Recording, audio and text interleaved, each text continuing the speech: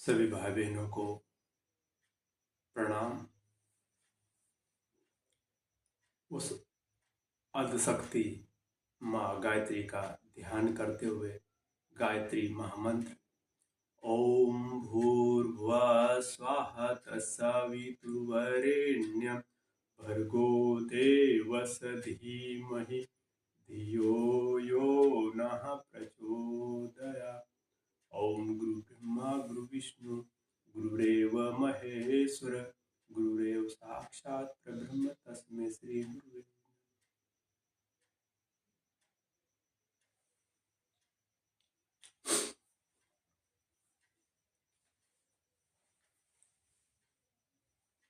गायत्री की पंचकोशी साधना का उद्देश्य।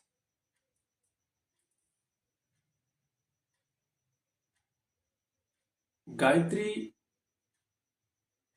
की पंचकोश साधना कैसी की जाए और उनसे कैसे लाभान्वित हो, इसके बारे में थोड़ा मैं प्रकाश डालने का प्रयास करूंगा। भारतीय जीवन आदिकाल से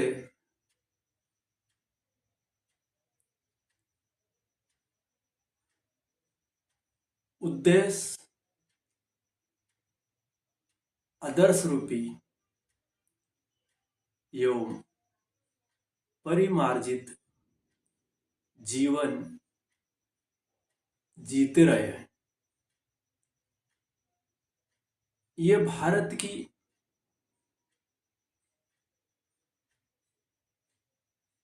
आदर्शवादिता, उद्देश्य और परमार्जित वह शक्ति है जिस शक्ति के सहारे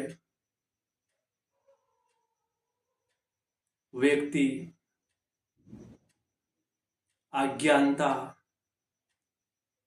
अभाव और आसक्ति से लड़ने के लिए व्रत लेता रहता। वह व्रत ही द्विज है।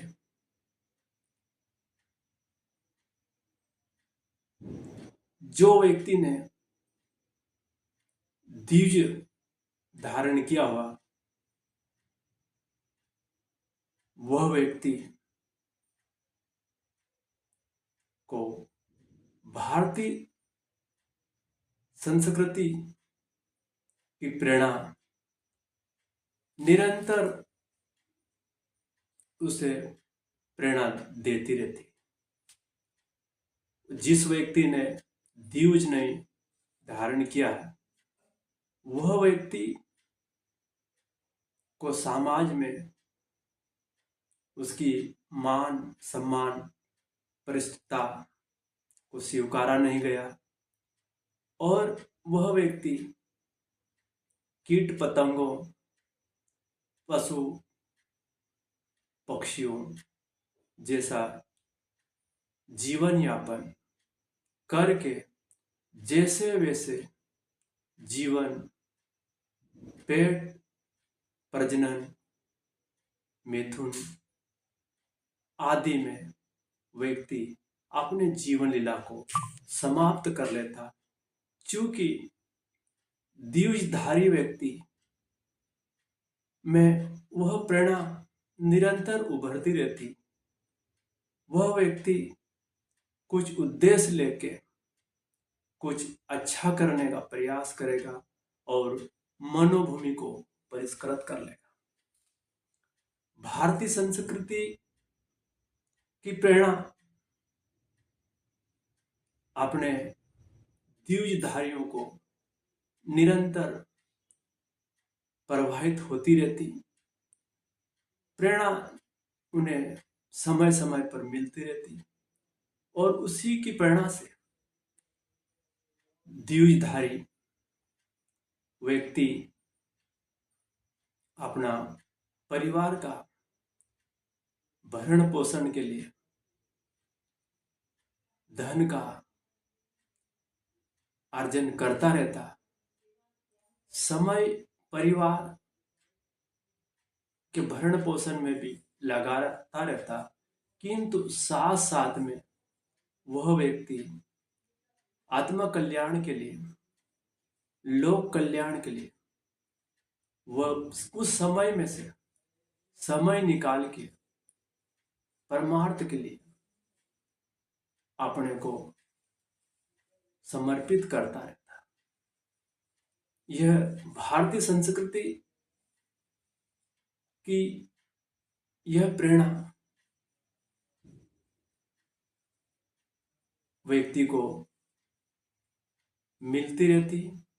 वही प्रेरणा, वही शक्ति को ऋतंभरा प्रज्ञा और गायत्री के नाम से संबोधित किया गया। गायत्री मंत्र में भगवान से प्रार्थना की गई कि हे ईश्वर, हमें सद्बुद्धि प्रदान करें और सत्कर्म करने के लिए हमें प्रेरणा प्रदान करते रहे। सद्बुद्धि और सत्कर्म, यही गायत्री मंत्र के शब्द से हमें वो प्रेरणा मिलती रहती और व्यक्ति गायत्री मंत्र के प्रभाव में आके वह अपना शारीरिक निरोगता बनाए रखता, शारीरिक बल बढ़ा लेता, क्रियाशीलता बनाए रखता, अपने विचार बल, आत्मबल, भावनाशील व्यक्ति गायत्री मंत्र के प्रभाव से प्रभावित होता रहता। गायत्री मंत्र के 24 अक्षर है। 24 अक्षरों में गूढ़ रहस्य, एक एक अक्षरों पे गूढ़ रहस्य छिपा हुआ, और इन शब्दों के भाव और अर्थ से व्यक्ति लाभान्वित होता रहता। और गायत्री मंत्र आध्यात्मिक के साथ साथ में भौतिकवाद में भी लाभान्वित होता है। गायत्री की पंचकोशी साधना से व्यक्ति को शारीरिक, मानसिक और आत्मिक लाभ होने लगता है। यही है गायत्री की पंचकोशी साधना में सर्वप्रथम हमें अन्नमय कोश, प्राणमय कोश, मनोमय कोश, विज्ञानमय कोश और आनंदमय कोश की साधना प्रारंभ होने लगती है। व्यक्ति गायत्री मंत्र के शब्दों के ऊपर भाव और अर्थ चिंतन व्यक्ति करता रहता तो शारीरिक निरोगता बनी हुई रहेगी और औज तेज निखरने लगता है। बुद्धि का विकास होता, शिक्षा के क्षेत्र में व्यक्ति की प्रखरता आने लगती और भाव विभोर होकर व्यक्ति गायत्री मंत्र में व्यक्ति अपने को खोया रहता। गायत्री मंत्र से भौतिक लाभ में 5 लाभ भौतिक और 5 लाभ आत्मिक दोनों प्रकार से सदने लगते हैं और व्यक्ति लाभ लेता रहता। गायत्री मंत्र से व्यक्ति प्रभावित होकर व्यक्ति अपनी बुद्धि को प्रखर कर लेता और बुद्धि की प्रखरता से व्यक्ति स्वास्थ्य सुधार लेगा, धन का अर्जन कर लेगा और सहयोगी बनने लगते हैं। साथ साथ में व्यक्ति आत्मिक उन्नति भी करता रहता है। किंतु गायत्री के बिना व्यक्ति बुद्धि का विकास तो करता रहता और बुद्धि के विकास से धन का अर्जन भी कर लेता, किंतु धन के अर्जन में वो एकांकीपन होता है। धन कमाना भी जरूरी है, किंतु साथ साथ में व्यक्ति को आत्मिक प्रगति भी आवश्यक होती है। बिना आत्मिक प्रगति से व्यक्ति आत्मिक सुख मिलना संभव नहीं रहता और व्यक्ति धन तो कमाता रहता, किंतु धन में व्यक्ति सुख ढूंढता, किंतु वह सुख अधूरापन रहता, एकांकी रहता।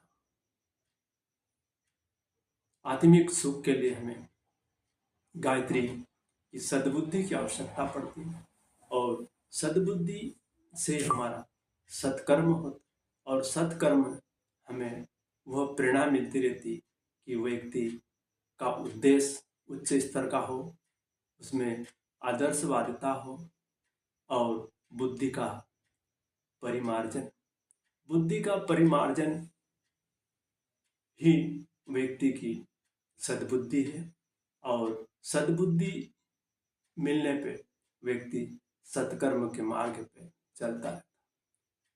सत्कर्म करने के लिए हमें गायत्री की पंचकोटिक साधना की आवश्यकता पड़ती और हमारे मनोभूमि को उस प्रकार का परिष्कृत कर लेने वाला व्यक्ति सद्बुद्धि के माध्यम से सत्कर्म में अपने को नियोजित करता रहता।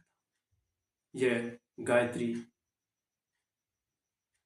कामधेनु कहा गया और गायत्री कल्पवृक्ष कहा गया और गायत्री को अमर फल भी कहा गया।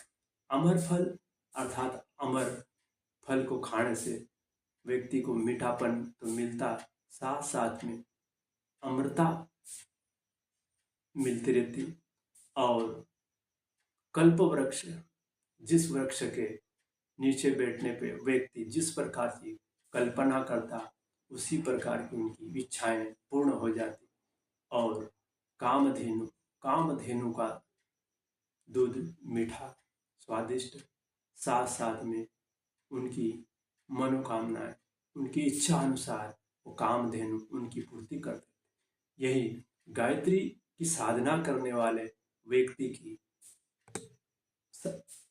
इच्छाएं पूरी होती रहती और कहीं ग्रंथों में उल्लेख आता कि गायत्री साधना करने वाला व्यक्ति के कहीं प्रकार के लाभ होते रहते हैं और वे भी, किंतु गायत्री के बिना व्यक्ति की सुख और शांति मिलना संभव नहीं। गायत्री सद्बुद्धि की देवी और गायत्री की साधना करने के लिए हमें पंचकोश की साधना एक सरल, सहज और सर्वोपयोगी साधना है और यह साधना हर व्यक्ति अपने गृहस्थ में रह के कर सकता है।